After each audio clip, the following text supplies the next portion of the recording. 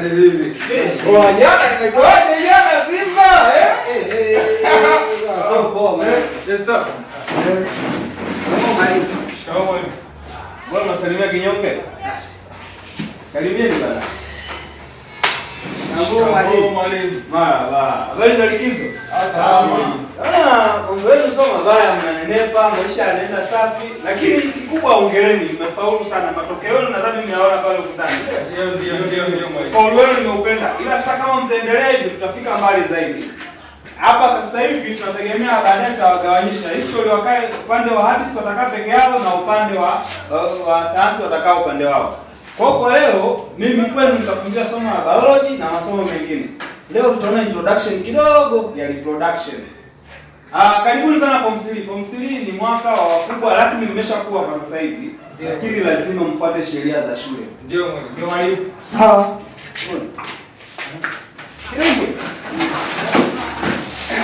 Bado nafika. Basi sawa. Bado hapo likizo bado.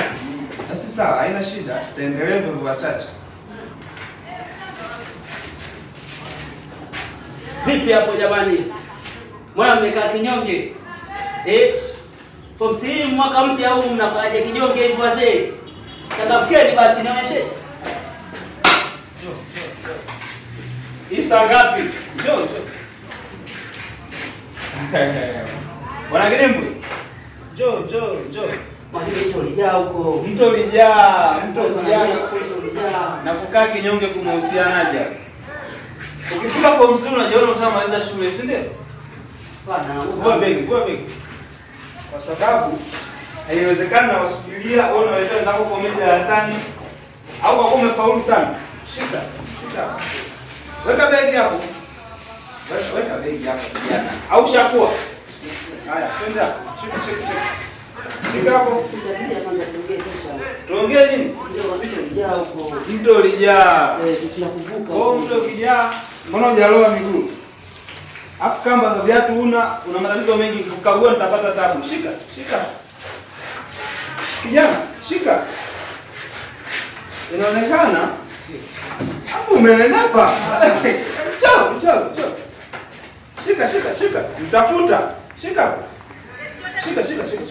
Shika. Safi kabisa. Hapo wewe ndio alikuwa mwisho tena form 2. Ndio jina la mwisho. Wewe alikuwa mwisho mwalimu.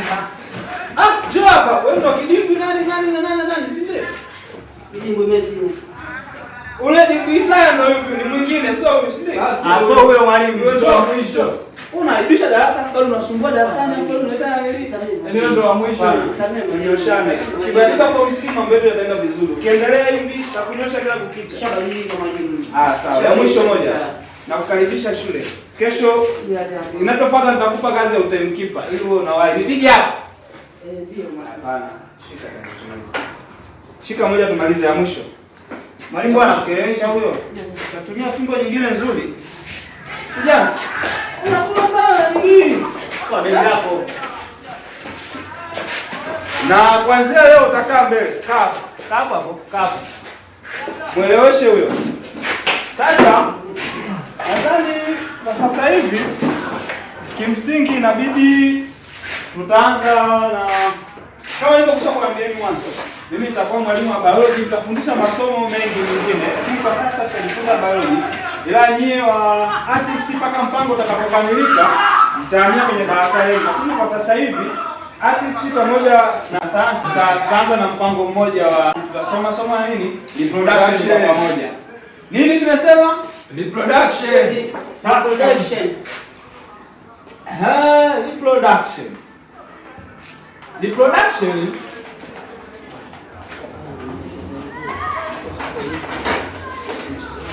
Reproduction hii ni sayansi inapatikana kwenye topic ya biology kama ilivyokwisha kuambiwa.